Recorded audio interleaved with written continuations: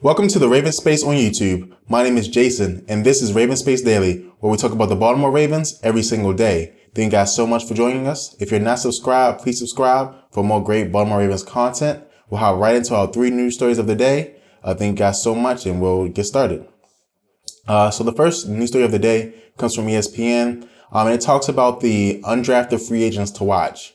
And so what happens is Mel Kiper, as you guys know, one of the head draft analysts at ESPN, goes through a list of every team who is their undrafted free agent to watch. And so for the Baltimore Ravens, he said it was Taquan Mizzell, who goes by Smoke. This guy was a big player in the ACC for Virginia, very shifty back, and he's Mel Kiper's pick to make the team. And this year, especially on offense, a lot of undrafted free agents are going to have a chance to play. And so I'm going to read you guys Taquan Mitchell's draft analysis so you guys can get a feel of him. So the bottom line, shifty outside zone fit who played in a pro-style rushing attack in 2015. Mizzell runs with plus vision and plays with the desired pace and wiggle of a runner looking to exploit fluid running lanes along the perimeter. He is undersized as an early down back, but may be able to find work as a change of pace runner with good elusiveness and the ability to make plays out the backfield as a pass catcher. So there's 2 things that I hear when I see this, right? It's good that he does an outside zone offense because the Ravens run a zone offense. I don't want to call it outside zone offense, but they run a zone running attack. And pro style is always good. Now, he sounds very, very familiar to me to a Justin Forsett-like. Justin Forsett was a great zone runner because he had great vision, and he was able to fit through the holes. And some of, Forsett's greatest plays was the ability to fit through a hole, give a little shimmy, and get down the field. And Mizzell has that same ability.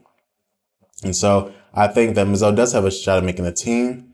I think if Mizzell makes the team, you'll see a player like Buck Allen not make the team, because Buck has that same type of, ability to find the hole and get shifty inside of it, versus a Kenneth Dixon, who's more powerful, a Terrence West, who's the lead back right now, and of course a Danny Woodhead, who's a free agent that costs money, so he'll stay, regardless of the situation. So again, if Taquan Mizzell makes the team, then he has a chance of being a 3-back rotation because the Ravens are only going to hold 3 backs.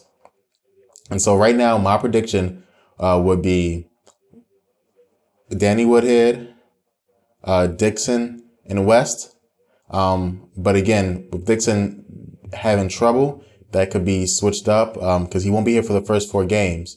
So that might be switched up depending on how Taquan Mizzell works. And even if Taquan Mizzell can, be a returner for the Ravens, that will help him make the team as well. So keep your eyes out on Taquan Mizzell. And if any news pops up, I'll let you guys know. But he's Mel Kiper's undrafted free agent to watch. The next story is about the comp pick situation, that today is the day that signing free agents no longer, affects comp picks.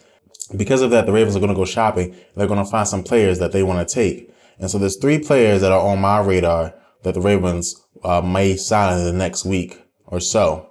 And the first is the center, Nick Mangold. I know you guys have been hearing this a lot. Nick Mangold will be a great addition. If you guys remember Matt Burke a couple years ago, who really led that Ravens offensive line when they won the Super Bowl, I think Nick Mangold has the same ability to do that. Again, you're older. At the center position is not as much of a hindrance as it is at the tackle positions. You get in there, you teach young guys how to do it. Him next to Marshall Yanda will be a great fit, especially if you could put Marshall Yanda on the right side with the new right tackle. It'll be great over there because Yanda can, teach and different things like that. And then Mango can teach different things like that, especially Alex Lewis on the left side of him. It'll be a great fit. Another player to watch is Anquan Boldin. I think Anquan Boldin wants to be a Raven. He's going to either pick between us or the Lions. The Lions gave his number away. So it kind of feels like to me that the Lions are like, okay, we're moved on from this. So Anquan Boldin can very, very, very likely be a Baltimore Raven in the next week. I really do think he has a real shot at this. And then the last one that I haven't really talked about a lot is King Dunlap, offensive tackle. Dunlap played for the Chargers. He's a free agent now. Inconsistent player, but again, being over there with Marshall Yonder is a benefit because you can, play wider. And I think that's what helped our other right tackle who left this offseason a lot because, he got to play out there. Because even when I watched him play, I didn't think he was as good, but, he became the highest paid right tackle in free agency ever, right? So, but I think have Yonder there will help him out a lot if King Dunlap can come and, again, be the old veteran that helps us get it done. Reminds me of Brian McKinney from that Super Bowl year as well, who filled in and helped the Ravens. McKinney played left tackle. Dunlap will play right tackle, which is an easier position. So that's a good chance for the Ravens to get better at offensive line. So again, with, no more comp picks being taken from you if you sign a player, there's a chance that the Ravens sign those 3 players. Again, those are on my radar: Nick Mangold, Anquan Bolden, and King Dunlap. And then the final story of the day is the Baltimore Ravens projected starting lineup. It came from Greg Rosenthal at NFL.com. I like Greg Rosenthal. I listen to the podcast that he does. I go to NFL Network for news sometimes. It's a good thing. I take some issue with one of his, projections, but I'll go down the list for you guys. I also put on the screen. First, we'll start with the offense. Quarterback Joe Flacco, duh. Terrence West, running back, duh. Mike Wallace, Brashad Perriman, receivers, duh. Tight ends, Dennis Pitta, Crockett Gilmore, of course. Left tackle, Ronnie Stanley, of course. Left guard, Alex Lewis. So for you Alex Lewis fans, he likes him there. John Urschel at center. So again, I know a lot of people like John Urschel. Smart guy. He's projected to be at the center position. Marshall Yonder at guard, of course. James Hurst at right tackle. I think James Hurst is good. I don't think he'll be starting right tackle. I think they'll bring someone in. John Urschel is good. Don't think he'll be a starting center. I think they'll bring someone in. So I really don't have an issue with the offense. The issue comes on defense, and I'll let you guys know when I get there. Chris Wormley, love this projection. I've been telling you guys this whole time, Chris Wormley can play, he can ball, and he will be starting for the Ravens. That 5 technique, he was born to play it. I'm so excited that this projection is here. This is going to happen. Greg Rosenthal, you hit this one right on the nail. Congratulations. Defensive tackle Brandon Williams, of course. Defensive end Bronson Kaufusi. Now, this is not the one I have issue with. I like Kaufusi. He has a chance to play. We'll see. There's other players there that I thought would have a better chance. Carl Davis, I thought he would show up somewhere in the big spot. We'll see. I don't know where he's been at. Hopefully he rises to the occasion. And, you got Michael Pierce, but Michael Pierce is more of that D tackle, so he'll be switching out with Brandon Williams most of the time.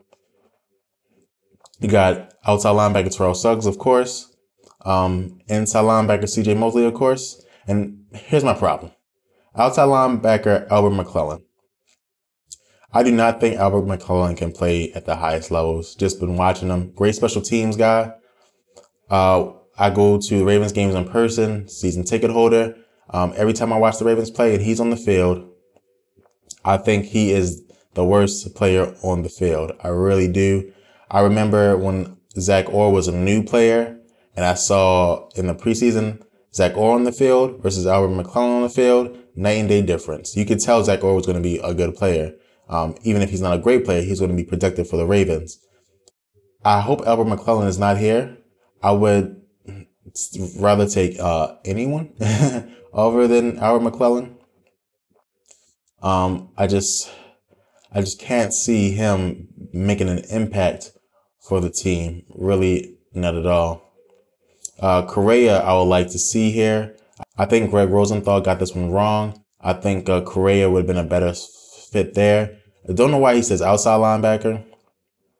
It's a little weird, but they put, another corner in this projection. But, Albert McClellan will not be in the starting lineup at all. I don't know why they put that there. And then you got Jimmy Smith, of course, Brandon Carr, of course, and Marlon Humphrey.